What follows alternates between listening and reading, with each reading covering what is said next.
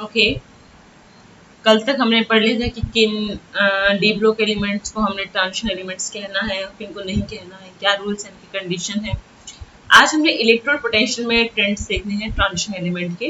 ठीक है, कि अगर m से m+2 में चेंज हो रहा है, ठीक है, तो उसके लिए क्या कितना इलेक्ट्रोड पोटेंशियल रहेगा, क्या रहेगा उस पर्टिकुलर रिएक्शन के लिए, उसका हमने ट्रेंड देखना है फर्स्ट ट्रांजिशन सीरीज के लिए। तो यहाँ पे आप देख सकते हो ये जो लाइन है, ये लाइन क्या रिप्रेजेंट कर रही है, 0 रिप्रेजेंट कर रही है, मतलब इससे ऊपर जो वैल्यू होगी वो पॉजिटिव होगी। ठीक है, ये वाला जो रीजन है ये पॉजिटिव का है, बाकी इसके नीचे जो वैल्यूज हैं वो नेगेटिव होंगे। ठीक है, इलेक्ट्रोड पोटेंशियल नेगेटिव होगा, और आपको पता है अगर इलेक्ट्रोड पोटेंशियल नेगेटिव है मतलब वो एलिमेंट आपका अच्छा रिड्यूसिंग एजेंट हो सकता है। ठीक है, ओके, अगर इलेक्ट्रोड पोटेंशियल आपका नेगेटिव नहीं है, पॉजिटिव है, इसका मतलब वो एक अच्छा रिड्यूसिंग एजेंट नहीं होगा।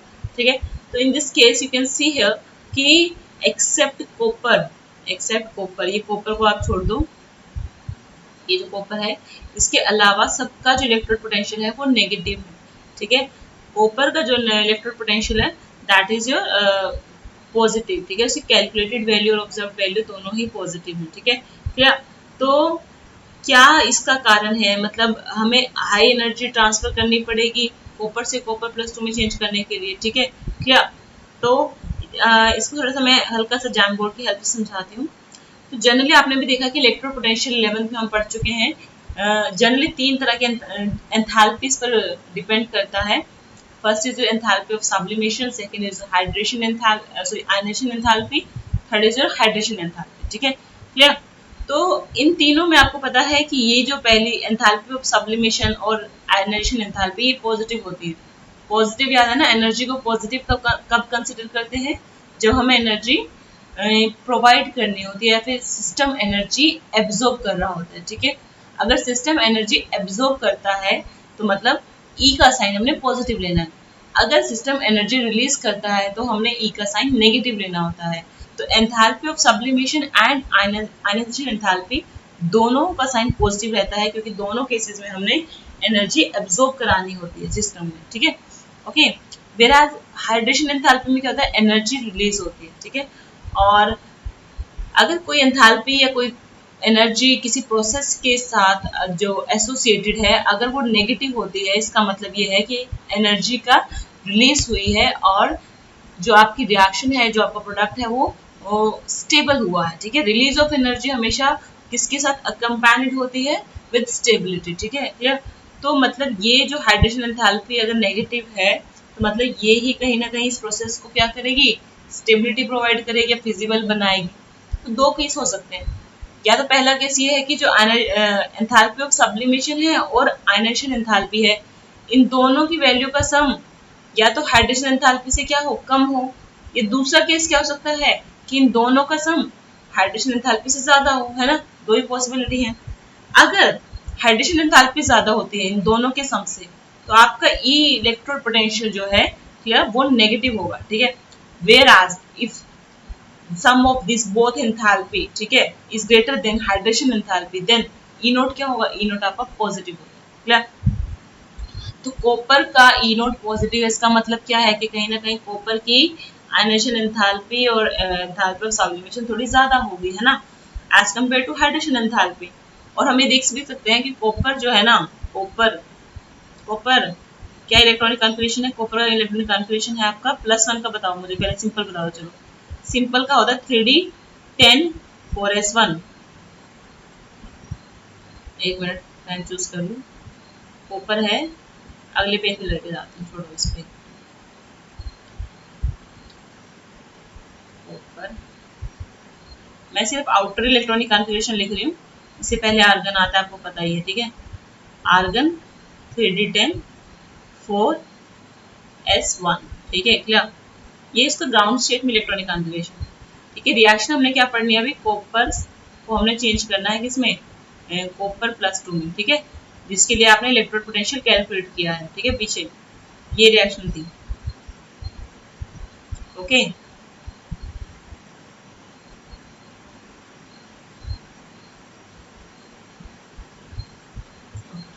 तो अब कॉपर+1 क्या हो जाएगा, अगर कॉपर में से मैं एक इलेक्ट्रॉन रिमूव कर दूं, कॉपर+1 क्या होगा, आपको मैंने बताया था कि इलेक्ट्रॉन रिमूव करना है तो आउटर मोस्ट जो आपकी है कौन सी है इस टाइम 3d10 के बाद 4s1, जो 4s की एनर्जी है वो ज़्यादा होती है 3d से, तो आउटर मोस्ट 4s हो जाएगी। ठीक है, तो आपकी इलेक्ट्रॉन कॉपर प्लस वन में कितना हो गया 3d10 रहेगा, क्योंकि एक इलेक्ट्रॉन जो रिमूव हुआ है वो आपने 4s से रिमूव कराना। ठीक है, फिल करने से पहले 4s की एनर्जी कम होती है और फिल करने के बाद इलेक्ट्रॉन फिल करने के बाद 4s की एनर्जी 3d से ज़्यादा हो जाती है। ठीक है, अब देखो कॉपर प्लस टू क्या होगा, कॉपर प्लस टू होगा आपका 3d10 में से आपको इलेक्ट्रॉन रिमूव करना पड़ेगा, 3d10 में से इलेक्ट्रॉन रिमूव करना पड़ेगा।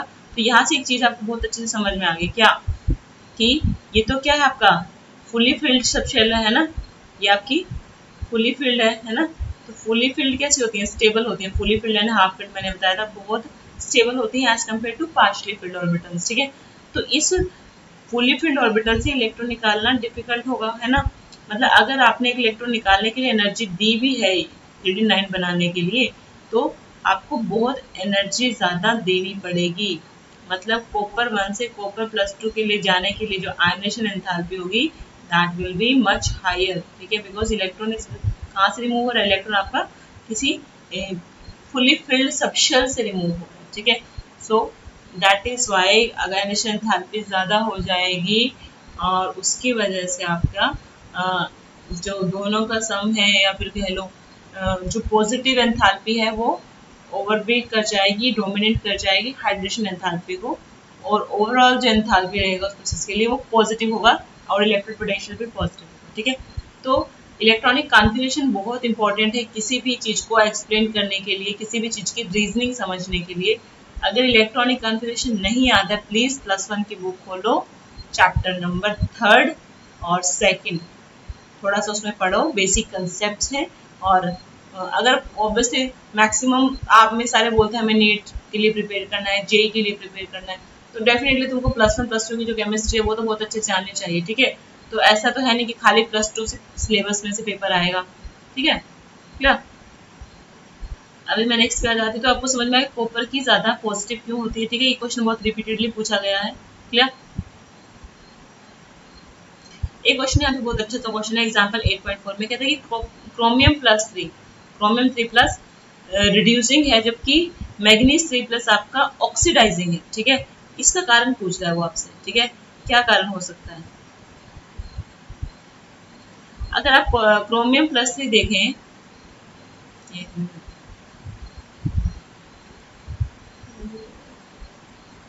अगर आप क्रोमियम +2 और मैग्नीज +3 को कंपेयर करें, ठीक है, तो ये रिड्यूसिंग बता रहा है, इसको ऑक्सीडाइजिंग बता रहा है। ठीक है, मतलब रिड्यूसिंग कौन होता है जी, कोई रिड्यूसिंग कब होगा, जब वो दूसरे को तो रिड्यूस करेगा, खुद को ऑक्सीडाइज करेगा, है ना, तभी वो रिड्यूसिंग होगा। ठीक है, क्लियर। और खुद को ऑक्सीडाइज करने का मतलब क्या है, लॉस ऑफ इलेक्ट्रॉन। ठीक है, खुद को ऑक्सीडाइज करना, लॉस ऑफ इलेक्ट्रॉन। तो क्रोमियम +2 के पास आउटर मोस्ट इलेक्ट्रॉनिक जो आउटर मोस्ट सबशेल है जो उसका 3D है, उसमें उसके जो इलेक्ट्रॉन है वो 3D4 है। ठीक है, क्रोमियम +2 का। ठीक है, जनरली क्या होता है क्रोमियम का, क्रोमियम होता है 3d5 4s1, है ना। क्रोमियम +2 मतलब 2 इलेक्ट्रॉन रिमूव कर दिए, 4s से 3d से, है ना, तो 2 इलेक्ट्रॉन निकल गए, 3d4 बन गया। ठीक है, अब 3d4 से अगर आप क्रोमियम रिड्यूस हो रहा है, ठीक है, डिक्रीज इन ऑक्सीडेशन स्टेट हो या सॉरी क्रोमियम अगर रिड्यूसिंग एजेंट की तरह बिहेव कर रहा है तो क्रोमियम खुद को ऑक्सीडाइज कर रहा है। मतलब क्रोमियम का अगर ऑक्सीडेशन स्टेट बढ़ जाता है +2 से +3, ठीक है, तो क्रोमियम +3 के पास क्या कन्फिग्रेशन है, क्रोमियम +3 के पास कन्फिग्रेशन है 3d3, 4s0, 4s तो होगा ही नहीं उसके पास। ठीक है, 3d3, तो 3d3 होने से क्या होगा मैं बताती हूँ। यहाँ पर एक चीज़ याद रखना, जैम बोर्ड से समझाती हूँ आपको। जो डी ऑर्बिटल्स है ना, अभी तक तो आपने बहुत कुछ सिंपल सा पढ़ते आ रहे हैं ना कि डी 5 तरह के डी ऑर्बिटल्स हैं, dxy dyz dzx dx² - y², dz²। ठीक है, तो आपको एक चीज़ बता दूँ कि जनरली डी ऑर्बिटल्स हैं किसी पर्टिकुलर जो लाइगेंड्स होते हैं, जो सब्सटेंट्स होते हैं, उसकी प्रेजेंस में 2 सेट में स्प्लिट हो जाती है। ये 5 D orbitals dxy dyz dzx dx² - y² dz², ये 5 डी ऑर्बिटल्स आपकी 2 सेट में स्प्लिट हो जाती है। ठीक है, नीचे आपकी 3 आ जाएंगी और ऊपर वाले सेट में आपकी 2 आपकी डी ऑर्बिटल्स आएंगे। ठीक है, क्लियर। ऊपर रहती है आपकी dx² माइनस, मैं बता दूं अभी, पहले नीचे वाली बता देती हूँ। यहाँ पे रहेगी आपकी dxy डी वाई जेड, ये ऑक्टाहेड्रल, इसको ऑक्टाहेड्रल स्प्लिटिंग कहते हैं, ठीक है। ठीक है, ये हम कोऑर्डिनेशन कंपाउंड में पढ़ेंगे बहुत अच्छे से। तो अभी के लिए हल्का सा बता रही हूँ क्योंकि उसकी रीजनिंग इसी पॉइंट में है, इसलिए बताना पड़ रहा है, ठीक है। डी एक्स स्क्र माइनस वाई स्क्र, तो और ऊपर साइड वाली कौन सी रह जाएगी, डी जेड स्क्र, ये आपकी डी जेड स्क्र। मतलब ये दो जो है उनकी एनर्जी हायर होती है, whereas d x y d y z x इनकी एनर्जी लोअर होती है किसी ऑक्टाहेड्रल फील्ड में, ठीक है। ऑक्टाहेड्रल फील्ड वाला ये सब पॉइंट आपको कोऑर्डिनेशन में समझ में आएंगे, अगर अभी नहीं समझ में आ रहा। इसको हम बोलते हैं, नीचे वाले सेट को हम बोलते हैं T2G सेट, ठीक है। क्या बोलते हैं, T2G सेट, और ऊपर वाले को क्या बोलते हैं हम, EG, ठीक है। EG बोलते हैं, नीचे वाले को बोलते हैं T2G, ठीक है।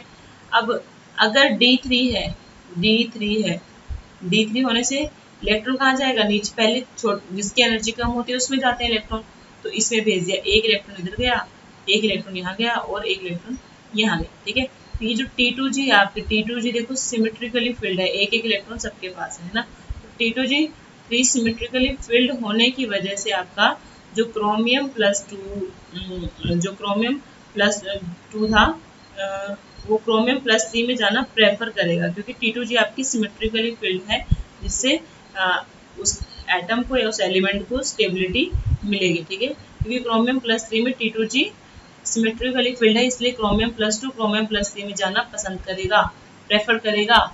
इट मीन्स अगर क्रोमियम प्लस टू प्लस 3 में चेंज हो रहा है तो increase in oxidation state, increase in oxidation state मतलब ऑक्सीडेशन, ठीक है। क्रोमियम अपने आप को ऑक्सीडाइज कर रहा है, जो खुद को ऑक्सीडाइज करते हैं, दूसरों को रिड्यूस करते हैं, उनको हम रिड्यूसिंग एजेंट बोलते हैं, ठीक है। काम क्या कर रहा है, ये नहीं देखना वो खुद क्या हो रहा है, आपने ये देखना है कि वो दूसरे को क्या कर रहा है। अगर वो दूसरे को रिड्यूस कर रहा है तो वो रिड्यूसिंग एजेंट है, अगर वो दूसरे जो एलिमेंट है, कंपाउंड है, उसको ऑक्सीडाइज कर रहा है तो वो ऑक्सीडाइजिंग एजेंट है, ठीक है। तो दूसरे के हिसाब से देखना है, खुद को तो वो क्या करेगा, क्रोमियम ऑक्सीडाइज करेगा, बट दूसरे को रिड्यूस करेगा, ठीक है। Whereas in case of क्या था, मैग्नीज, मैग्नीज जो प्लस 3 है, कहते वो वो रिड्यूसिंग एजेंट नहीं है, वो ऑक्सीडाइजिंग एजेंट है। तो रीजन पूछा है क्या कारण है। अगर आप Mn3 देखो, Mn का देखो, नेक्स्ट में आपको Mn का दिखा देती हूँ। मैग्नीज क्या है, एटॉमिक नंबर 25, इलेक्ट्रॉनिक कॉन्फ़िगरेशन है आर्गन 3d5 4s2, ठीक है, clear. Argon, electronic number 25, 3d series का एलिमेंट है, clear. Argon 3d5 4s2, 4s2, ठीक है। तो अगर Mn को Mn प्लस 3 में चेंज होना हो, Mn रिएक्शन, इसी रिएक्शन के लिए स्टडी कर रहे हैं ना उसका इलेक्ट्रॉन पोटेंशियल, अगर Mn को Mn प्लस 3 में चेंज होना हो तो मतलब 3 इलेक्ट्रॉन का रिमूवल, ठीक है। तो मैंने बताया था जब भी रिमूव करने हैं तो पहले किससे रिमूव करने हैं, 4s इलेक्ट्रॉन रिमूव करने हैं। तो यहाँ 4s में कितने इलेक्ट्रॉन है, 4s में यहाँ 2 इलेक्ट्रॉन है, तो दोनों के 2 रिमूव हो गए, ठीक है, ये निकल गए बाहर, ठीक है। अभी 3 निकालने हैं, तो थर्ड इलेक्ट्रॉन कहाँ से जाएगा, थर्ड इलेक्ट्रॉन जाएगा आपका 3d से, ठीक है। तो यहाँ से अगर आप Mn प्लस 3 में चेंज कर लेते हो तो आपका कॉन्फ़िगरेशन क्या बन जाता है जी, आर्गन, उसके बाद आता है आपका 3d। आर्गन पता है ना क्यों लिखा, 18 इलेक्ट्रॉन तक के लिए आर्गन लिखा जाता है, क्योंकि आर्गन का एटॉमिक नंबर 18 है, तो मतलब आर्गन तक तो सब क्या है, फुली फिल्ड है, सबको सबको पता है। उसके बाद जो बचे हैं वो कैसे फिल करने हैं वो हमें बताने होते हैं, ठीक है। 3d4 में हो गया ये। अब देखो गड़बड़ है ना, 3d5 हाफ फिल्ड थी, 3d4 आपकी हाफ फिल्ड नहीं है, तो यहाँ पर कोई ऐसी स्टेबिलिटी नहीं मिल रहा। Mn प्लस 3 में चेंज होने के बाद उसे कोई स्टेबिलिटी नहीं मिल रहा, इसलिए Mn प्लस 3 में चेंज होना प्रेफर नहीं करेगा, ठीक है। ओके, वो मतलब वो अपना इलेक्ट्रॉन लूज नहीं करेगा, बशर्ते वो अपना वो इलेक्ट्रॉन गेन कर लेगा, ठीक है। जब वो गेन करेगा तो वो क्या होगा, वो ऑक्सीडाइजिंग एजेंट होगा, क्योंकि वो खुद को रिड्यूस कर रहा है, दूसरे को ऑक्सीडाइज करेगा, ठीक है, क्या। उसके बाद देखो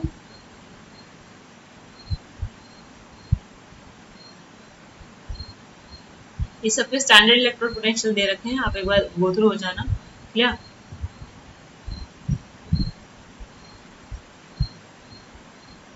जनरली जब भी इलेक्ट्रोड पोटेंशियल देखोगे किसी का नेगेटिव पॉजिटिव कैसा आ रहा है तो वहाँ पर आप कन्फ्यूजन एक बार जरूर चेक करना, कौन कौन से फैक्टर जो है वो रोल प्ले कर रहे हैं, ठीक है। ओके, उसके बाद है trends in stability of higher oxidation state, ठीक है। कैसे हम कैसे देखेंगे किन की हायर ऑक्सीडेशन स्टेट स्टेबल है, किन की हायर ऑक्सीडेशन स्टेट स्टेबल नहीं है, ठीक है। तो आपको मैं बता दूं कि जनरली ये जो अपनी हाईएस्ट में होती है 3D में +7 हाईएस्ट होती है ऑक्सीडेशन स्टेट। ऑल दो ट्रांजिशन एलिमेंट्स जो होते हैं वो एक से ज़्यादा ऑक्सीडेशन स्टेट शो कर सकते हैं, ठीक है। एस ब्लॉक की तरह नहीं कि +1 ही कर रहा है एल्केलाइन एल्कली मेटल, और एल्केलाइन आपका +2 ही कर रहा है, तो एस ब्लॉक की जैसा नहीं है, ठीक है। यहाँ पे क्या है, ट्रांजिशन स्टेट वो कोई भी शो कर सकता है, जो जो पॉसिबल होगी वो शो कर सकता है, ठीक है। क्लियर। ओके, तो ऑल दो यहाँ पर 3D सीरीज के जो एलिमेंट है वो बोलते हैं कि आपके ये जो आपका क्रोमियम है, कोबाल्ट है, यहाँ पे दिखा दूँ आपको एक बारी, देखिए यहाँ पर हल्का सा हलाइड्स के साथ दिखाया है। ये जो बॉन्ड, ये जो ऑक्सीजन स्टेट है ये हलाइड्स के साथ है, हेलोजन्स के साथ। हेलोजन्स के साथ यहाँ पर +6 आपकी मैक्सिमम जाती है, वो भी कौन शो कर रहा है, क्रोमियम शो कर रहा है, ठीक है। क्योंकि क्रोमियम की कहीं ना कहीं कह लो फ्लोरीन के साथ बॉन्डिंग अच्छी है, ठीक है। ओके ओके, बॉन्डिंग अच्छी होने की वजह से इस वजह से यहाँ पर इनका जो +6 ऑक्सीडेशन स्टेट ये शो कर सकता है, ठीक है। ये बढ़िया कोवेलेंट कंपाउंड बन सकता है। ओके, यहाँ पर उसके बाद देखो एक चीज और बतानी थी, कहाँ गई, हाँ,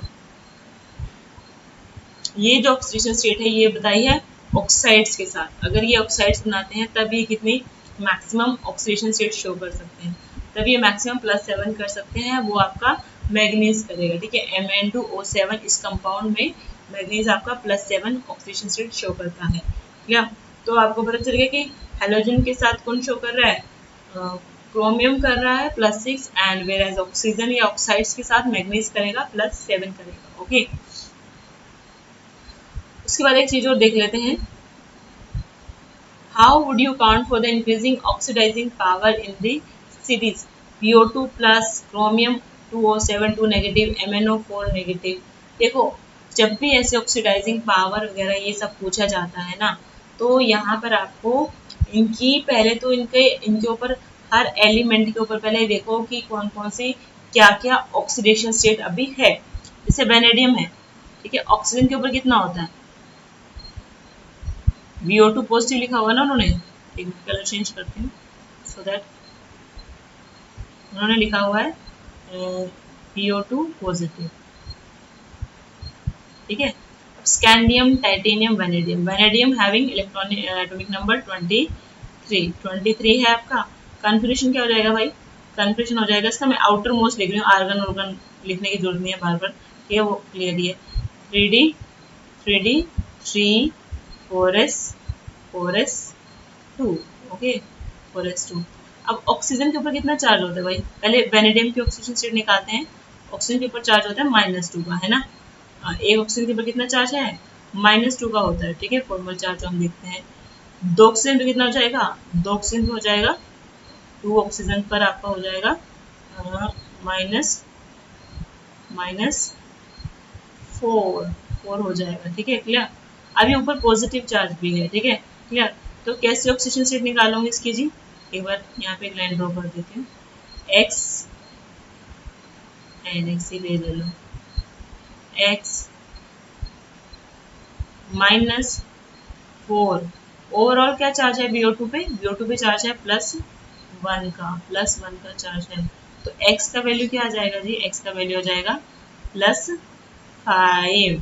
तो आप देख सकते हो कि वेनेडियम जो है आपका +5 ऑक्सीजन स्टेट में, जबकि वेनेडियम के पास कितने इलेक्ट्रॉन थे, 3 और 4s2, मतलब 5 इलेक्ट्रॉन थे। अगर ये +5 ऑक्सीजन स्टेट शो कर रहा है, इसका मतलब ये अपने 5 इलेक्ट्रॉन को लूज कर देगा, ठीक है। ये अपने 5 इलेक्ट्रॉन वेनेडियम इस वाले कंपाउंड में BO2 प्लस में लूज कर देगा, ठीक है। तो मतलब इसमें वेनेडियम के पास कोई इलेक्ट्रॉन नहीं है BO2 प्लस में, ठीक है। क्या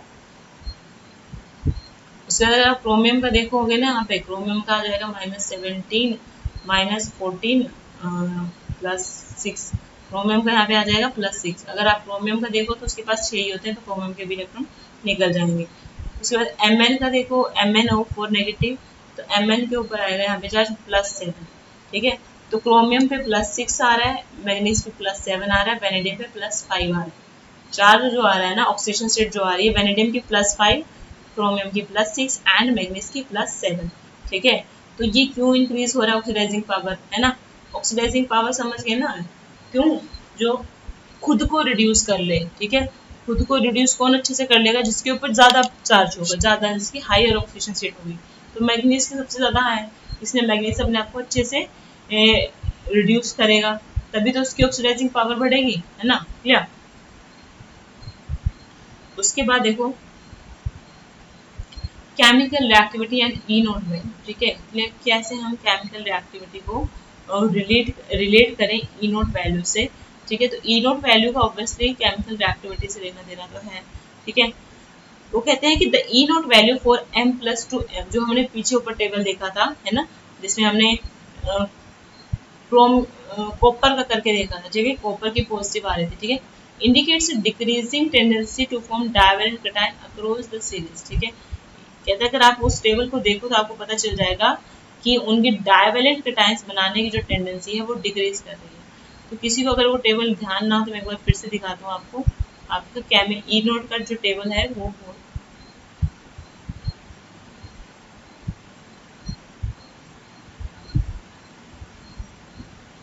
ये देखो, -1.63, -1.1, -. ऑल्दो जो डिक्रीज है वो थोड़ा रेगुलर नहीं है, बट ओवरऑल जो ये वैल्यू डिक्रीज ही कर रही है। ठीक है, डिक्रीज करने का मतलब क्या है कि उनका जो रिड्यूसिंग पावर है वो भी डिक्रीज कर रहा है और उनका इतना रिएक्टिविटी नहीं हो रहा है। ठीक है, एक मिनट, तो वो डाइवेलेंट कैटायन नहीं बना पाएंगे, क्योंकि जब वो रिएक्ट नहीं करेंगे तो डाइवेलेंट कैटायन कैसे बना पाएंगे। ठीक है, क्या डाउन द ग्रुप उनकी जो टेंडेंसी है मतलब डाइवेलेंट बनाने की वो डिक्रीज कर जाती है। ऑल्दो बनाएंगे तो हैं, बट टेंडेंसी उतने इजिली नहीं बना पाएंगे। ठीक है, जितनी इजिली बना सकते थे। ओके, उसके बाद है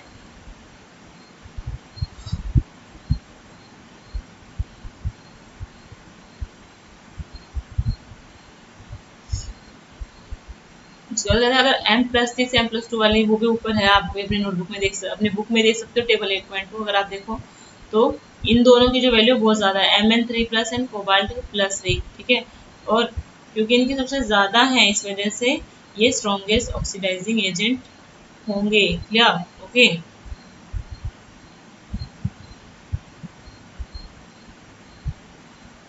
मैग्नेटिक प्रॉपर्टीज की बात करें, हमने चैप्टर 1 में पढ़ा है मैग्नेटिज्म 5 तरह का पढ़ा था, डाया पैरामैग्नेटिज्म, फेरो, फेरिम और एंटी फेरो, है ना, 5 तरह का मैंने पढ़ाया था।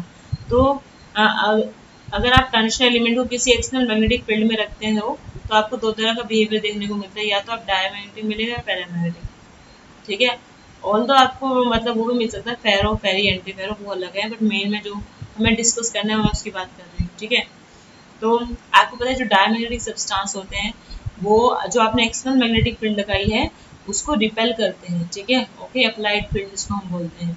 अगर और जो पैरामैग्नेटिक सब्सटेंस होते हैं वो आपकी जो एक्सटर्नल मैग्नेटिक फील्ड है उसको उसकी तरफ अट्रैक्ट होते हैं। ठीक है, डायमैग्नेटिक रिपेल करते हैं एक्सटर्नल मैग्नेटिक फील्ड को, वेरास पैरामैग्नेटिक अट्रैक्ट करते हैं। ठीक है, ये बात मैंने आपको सेम भी बताई थी। उसके बाद यहाँ पर पैरामैग्नेटिज्म कैसे चेक करना है, अक्सर आपसे क्वेश्चन बहुत आता है पैरामैग्नेटिक प्रॉपर्टीज पर, बहुत क्वेश्चंस आते हैं कि whether this ion is paramagnetic, this is not, this ion is whether, क्यों इसके पास नहीं है उसके पास है पैरामैग्नेटिक कैरेक्टर। तो जब भी पैरामैग्नेटिक कैरेक्टर आपसे पूछा जाए तो you have to check out the number of unpaired electron. Number of unpaired electron आपको देखने पड़ेंगे, क्योंकि अकॉर्डिंग टू अ फॉर्मूला, ठीक है, ये जो म्यू है, mu is the magnetic moment, जो मैग्नेटिक मोमेंट होता है जो आपका मैग्नेटिज्म शो करता है, that is equal to √n into n+2। What is n here, n is your number of unpaired electron. Always remember, यहाँ पे लिखा भी है नेक्स्ट लाइन में, n is the number of unpaired electron. ठीक है, जितने ज्यादा अनपेड इलेक्ट्रॉन होंगे उतना ज्यादा मैग्नेटिक मोमेंट होगा और उतना ज्यादा पैरामैग्नेटिज्म होगा। ठीक है, क्लियर। तो इसलिए unpaired electron is the reason for the paramagnetic behaviour of some elements. Okay, और आपको एक याद भी रखना है कि मैग्नेटिक मोमेंट की यूनिट होती है बोर मैग्नेटन। ठीक है ना, बोर मैग्नेटन, बीएम जिसको हम बोलते हैं। ठीक है, तो अगर एक सिंगल अनपेड इलेक्ट्रॉन की बात करूँ, अकेले इलेक्ट्रॉन के पास कितना बोर मैग्नेटन होता है, 1.73। ओके, अब यहाँ पे देखो मैग्नेटिक मोमेंट कैलकुलेट कर रखे हैं। स्कैंडियम का, ये स्कैंडियम कौन सा आयन लिया, 3+ आयन लिए, 3D सीरीज में +3 वाले लिए, scandium +3, titanium, vanadium, titanium vanadium से +2 लिए, क्रोमियम +2 लिया, मैग्नीज +2 लिया है, आयरन, कोबाल्ट, निकल, कॉपर, जिंक सब +2 लिया, बाकी सिर्फ स्कैंडियम और टाइटेनियम से +3 लिए। ये जो स्कैंडियम टाइटेनियम ज़्यादा +3 शो करते हैं इसलिए +3 लिया। ओके, अगर आप अनपेड इलेक्ट्रॉन देखो, स्कैंडियम में पास 3 इलेक्ट्रॉन थे, 3 के 3 निकाल दिए। टाइटेनियम के पास 4 इलेक्ट्रॉन है आउटर मोस्ट ऑर्बिटल में, 4 में से 3 निकला तो 1 रह गया। ठीक है, टाइटेनियम +2 के पास कितने होंगे, 2 होंगे। सिमिलरली वेनेडियम के पास कितने होंगे, 5 होते हैं वेनेडियम के पास आउटर मोस्ट में, तो 2 निकालने पर 3 बचेंगे। Now you can check out number of unpaired electron in each case, है ना। तो आप क्या देखते हो, आपको 0 से स्टार्ट हो रहा है, 1 2 3 4 5 तक वैल्यू जाती है, 5 के बाद वैल्यू डिक्रीज कर रही है, 4 3 2 1 0, है ना। तो 5 मतलब मैक्सिमम वैल्यू है। ठीक है, 5 वैल्यू आपकी मैग्नीज +2 के लिए। ठीक है, जिसका कॉन्फिगरेशन है 3d5। ठीक है, तो इस टाइम क्यों इसका नंबर ऑफ अनपेड इलेक्ट्रॉन के पास ज़्यादा है ना, क्योंकि 3d5 है, हर डी ऑर्बिटल में एक एक इलेक्ट्रॉन है। ठीक है, तो उसके पास सबसे ज़्यादा इलेक्ट्रॉन है अनपेड। ओके, तो अनपेड इलेक्ट्रॉन ज़्यादा होने से क्या होता है कि उसका मैग्नेटिक मोमेंट भी ज़्यादा होगा, है ना। एन की वैल्यू ज़्यादा तो म्यू की वैल्यू ज़्यादा।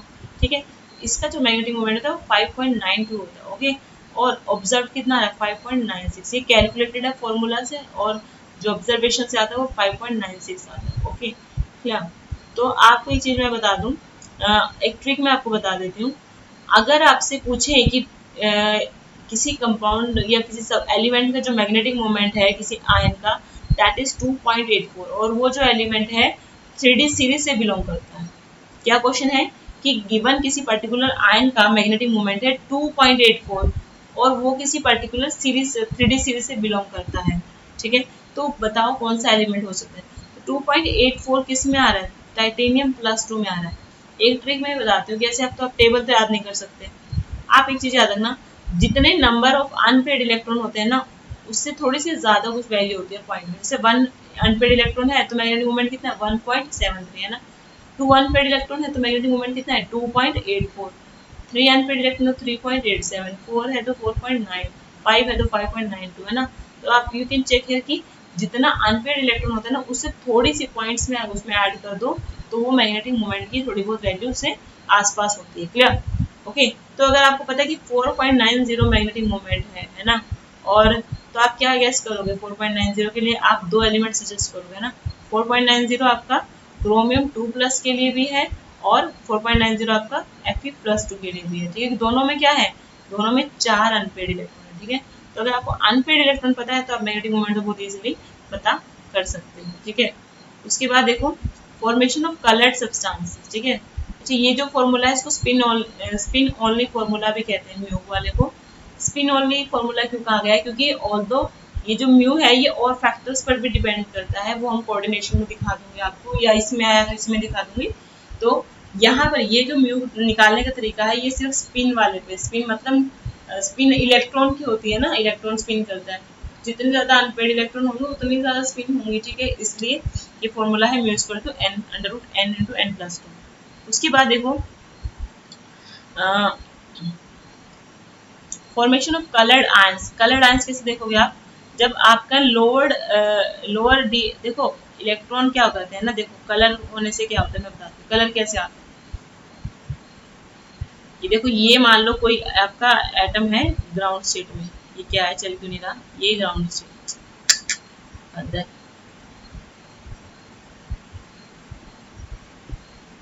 चलो पेंटिंग करो बैठ के और कुछ नहीं करना है।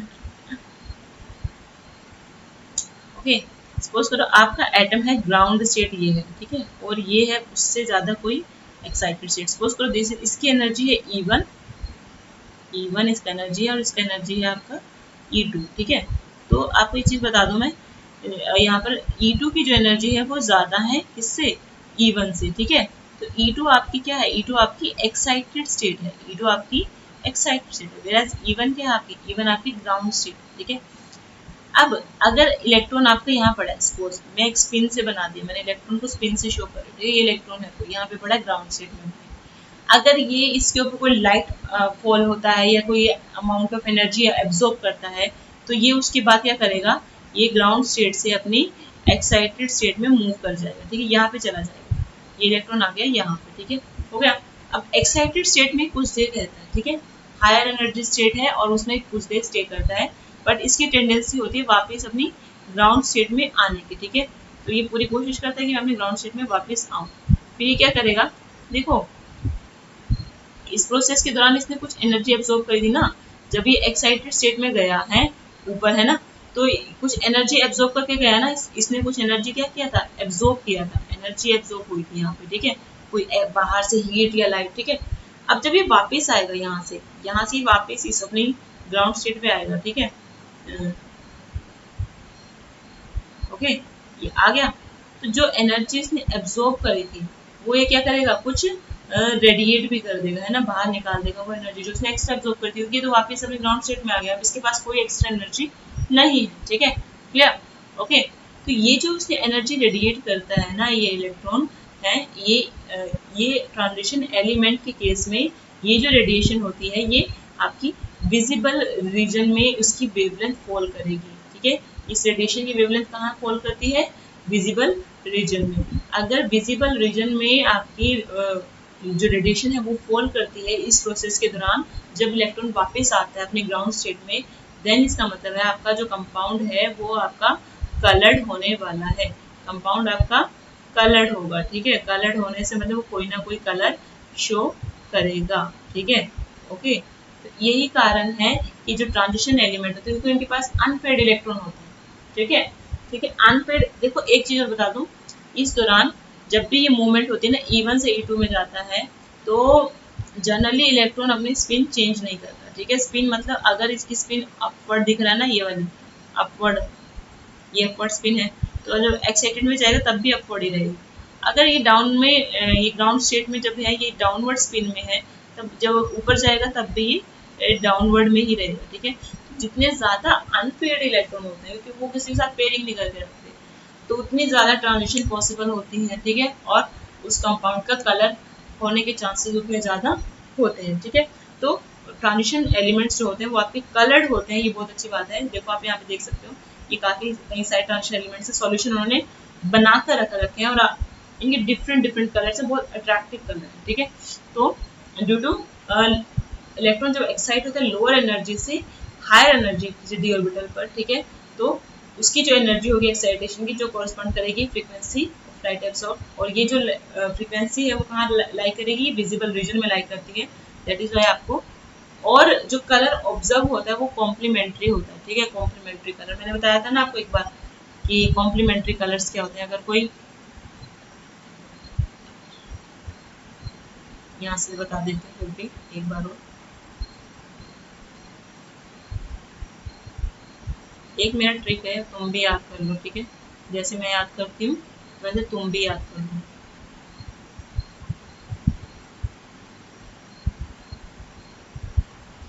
ठीक है। ऐसे बनाना है स्ट्रक्चर, बी बी जी आर ओ वाई, ये जो स्ट्रक्चर है ना ये है आपका कॉम्प्लीमेंट्री कलर्स के लिए, ठीक है। ये पूरा जो स्ट्रक्चर है आपका ये कॉम्प्लीमेंट्री कलर्स के लिए, इसे हम कॉम्प्लीमेंट्री कलर्स बताते हैं। कॉम्प्लीमेंट्री कलर्स कैसे बताएंगे बच्चे हम इससे, मैं बताती हूँ। अगर वॉयलेट लाइट उसने एब्जॉर्ब करी है, किसी सब्सटेंस ने, किसी कंपाउंड ने वॉयलेट लाइट एब्जॉर्ब करी है, तो वो किस कलर रिफ्लेक्ट करता है, मतलब वो किस कलर का दिखेगा। अगर वो वॉयलेट लाइट वॉयलेट कलर वाली वेवलेंथ आपकी एब्जॉर्ब करता है, लाइट एब्जॉर्ब करता है, तो उसका जो कलर अपीयर होगा वो येलो होगा, कॉम्प्लीमेंट्री होता है, अपोजिट होता है, ठीक है। अगर ब्लू एब्जॉर्ब करता है तो ऑरेंज दिखेगा, अगर ऑरेंज एब्जॉर्ब करता है तो ब्लू दिखेगा, है ना। ग्रीन एब्जॉर्ब करता है तो रेड दिखेगा, रेड ऑब्जर्व करेगा तो ग्रीन दिखेगा, ठीक है। ये रेड और मैं पता ना विजिबल रीजन में पढ़ा होगा इलेक्ट्रोमैग्नेटिक स्पेक्ट्रम, ठीक है।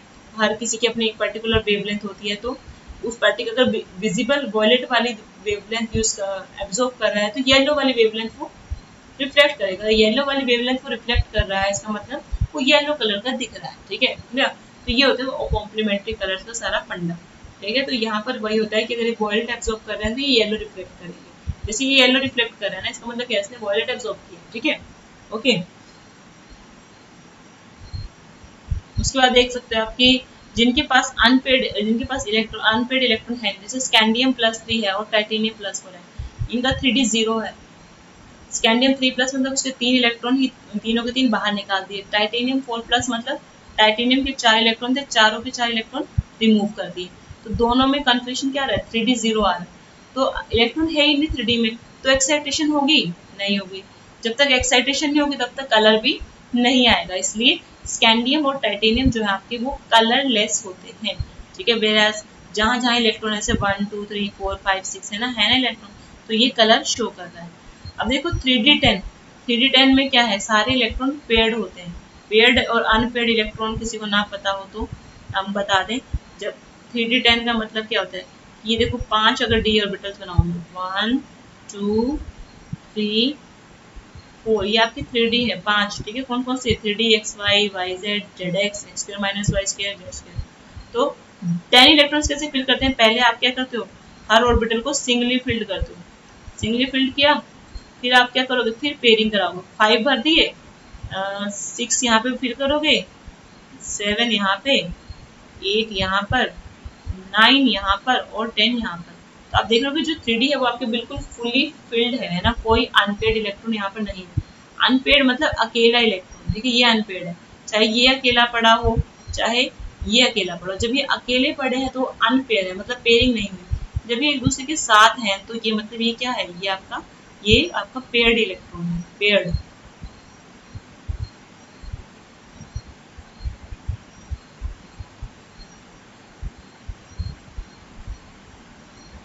ये आपका पेयर्ड इलेक्ट्रॉन है और ये क्या आपके ये अनपेयर्ड है, ठीक है, जो पेयरिंग नहीं हुई।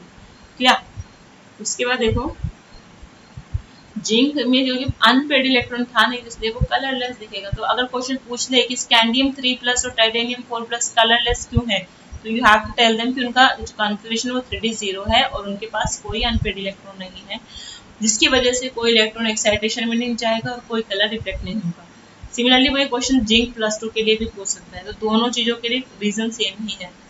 Formation of complexes and compounds, ठीक है। तो ये जो है आपके ट्रांजिशन मेटल्स हैं, ये बहुत कॉम्प्लेक्स फॉर्मेशन में पार्टिसिपेट करते हैं। जैसे आप देखो हेक्सासाइनोफेराइड है, हेक्सासाइनो ये भी और ये है टेट्रा अमाइनो कॉपर, ये है आपका टेट्रा क्लोरोप्लैटिनेट, ठीक है। ये हम कोऑर्डिनेशन में पढ़ेंगे। अभी के लिए इसको जस्ट एक बार गो थ्रू हो जाओ। कोऑर्डिनेशन केमिस्ट्री एक बहुत अच्छा चैप्टर है। इसके बाद नेक्स्ट चैप्टर वही है आपका, उसी में हम इन कंपाउंड्स की कैसे फॉर्मेशन होती है, क्या कैसे होता है, सब केमिस्ट्री में पढ़ेंगे। ओके, तो बस इतना याद रखना कि वो कोऑर्डिनेशन वो कॉम्प्लेक्सेस बनाते हैं, ठीक है। आखिरी तो नहीं है पर फिर भी कितना रह गया, थोड़ा सा मैं देख लूँ एक बार, बस हो गया, थोड़ा सा रह गया। 2 पॉइंट रह रहे हैं इसके डी ब्लॉक के, ठीक है। उसके बाद डी ब्लॉक खत्म हो जाएगा। कैटालिटिक प्रॉपर्टीज, कैटालिटिक प्रॉपर्टीज में आप क्या बता सकते हो, आप बता सकते हो कि जैसे ये जो होते हैं, जाहिर सी बात है एज अ कैटलिस्ट बहुत यूज होते हैं। ट्रांजिशन एलिमेंट्स जो होते हैं ये और इनके कंपाउंड, जैसे वेनेडियम ऑक्साइड है, ये कॉन्टैक्ट प्रोसेस में यूज होता है। कॉन्टैक्ट प्रोसेस याद हो तो सल्फ्यूरिक एसिड की प्रिपरेशन में हमने पढ़ा था in p block chapter. P block में अगर ध्यान हो तो याद कर लेना। सल्फ्यूरिक एसिड की प्रिपरेशन में है कॉन्टैक्ट प्रोसेस, ठीक है, वही मतलब उसी को ही बोलते हैं कॉन्टैक्ट प्रोसेस। ओके, तो उसमें जो कैटलिस्ट यूज हुआ है वो वेनेडियम ऑक्साइड यूज हुआ है। तो वेनेडियम क्या है, ट्रांजिशन एलिमेंट है ना, उसका ऑक्साइड यूज हुआ है। हार्बर प्रोसेस अमोनिया की मैन्युफैक्चरिंग है ना कराई थी, वो भी पी ब्लॉक में ग्रुप 15 जब पढ़ा रही थी। तो डिवाइडेड आयरन यूज करते हैं, आयरन रिएक्टिव ट्रांजिशन एलिमेंट है, ठीक है, Fe। वेराज इन कैटालिटिक हाइड्रोजनेशन, ये आपने 11th में पढ़ा है कैटालिटिक हाइड्रोजनेशन, इसमें हम निकल यूज करते हैं, निकल भी आपके ट्रांजिशन एलिमेंट है, ठीक है। फिर क्योंकि ये लोग क्या होते हैं, इनका सरफेस एरिया अच्छा सरफेस एरिया प्रोवाइड करते हैं ये मेटल्स। तो जनरली ड्यूरिंग द रिएक्शन, तो ये रिएक्शन के जो इंटरमीडिएट्स हैं उनको सरफेस प्रोवाइड करते हैं, जिससे क्या होता है कि जो इंटरमीडिएट होता है या फिर उसके साथ कई बार कुछ बॉन्डिंग करते हैं, जिससे क्या होगा कि जो इंटरमीडिएट होगा, इंटरमीडिएट क्या होता है, जो रिएक्शन में बीच की किसी स्टेट में बन रहा होता है, ठीक है, उसको इंटरमीडिएट कहते हैं। वो स्टेबल हो जाएगा। अगर वो स्टेबल होता है इंटरमीडिएट, तो रिएक्शन जो होती है आपकी स्पीड अप हो जाती है, फास्ट हो जाती है। क्लियर? ओके, ऑल्दो आपके पास कैटलिस्ट वाला इस बार क्वेश्चन हटा दिया ना केमिकल काइनेटिक्स से, अदरवाइज आपको ये चीज ज्यादा समझ में आती है, ठीक है, कि कैसे कैटलिस्ट का क्या रोल होता है, ठीक है। अब इसी वजह से क्या होता है कि ये एज अ कैटलिस्ट यूज होते हैं और काफी अच्छा खासा इनका यूज है, ये याद रखना। ओके,